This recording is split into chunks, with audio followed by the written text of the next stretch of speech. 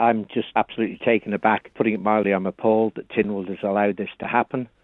This building has been in government ownership from the day it was built. There'd be no debt on it apart from the debt the government inflicted on M&H when they acquired it to buy it at a commercial rate. All the other historical buildings, and this is an historical building, government passed over to M&H for 25p because it stays within basically the government ownership system, albeit M&H is slightly separate because of their statutory position.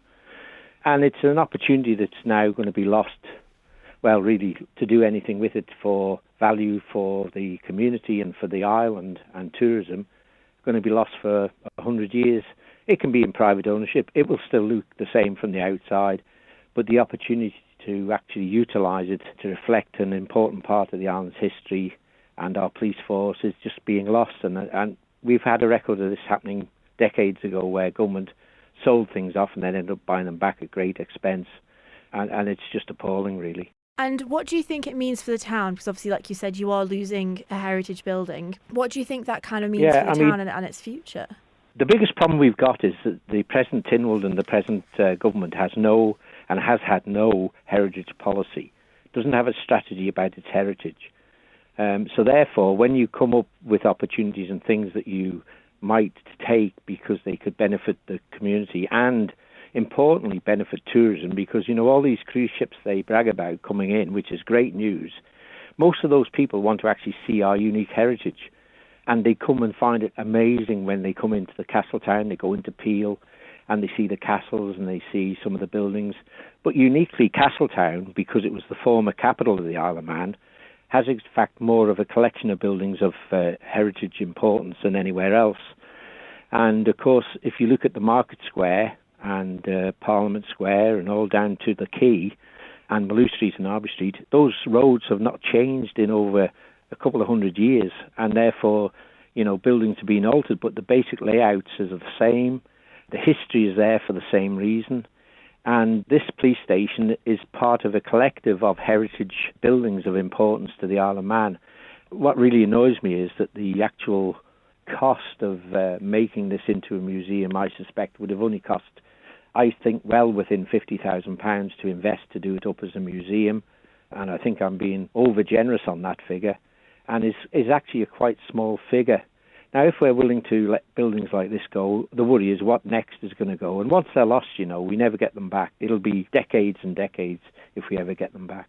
Would the commissioners ever consider buying it when it goes onto the market? Do you think that's something that would be feasible for you and the local authority to do? I'm sure we'd be willing to give them 25 pence for it. Realistically, the Castletown ratepayers couldn't afford to pay the prices that are there. The point is it's already purchased by Manx National Heritage. They own it.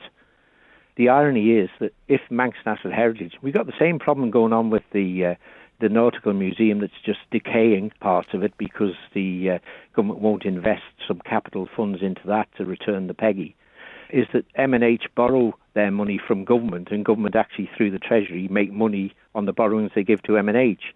All departments of government never pay back their loans now, but M&H do because they are classed as a statutory body, not a department of government.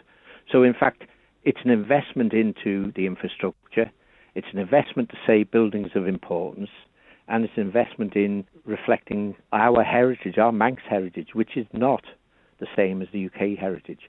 And all around us, governments and local authorities in the adjacent islands are investing hundreds of millions of pounds a year in their heritage, and we're investing nothing. You do have a number of outstanding issues with M&H in the town, obviously with the Peggy and the Nautical Museum, amongst other things. Yeah. Do you think they're neglecting the town's heritage, or do you think it's just unfortunate that everything that seems to have a problem is just in Castletown? No, I think they're neglecting the island's heritage. It's not just Castletown's. M&H are having consistent battles with government and with Treasury especially to get them to fund what M&H need to do to protect our heritage. And M&H have a statutory duty to protect that, but they can only do that with government funding, and that's what the legislation says. It's Tynwald who approves their budget.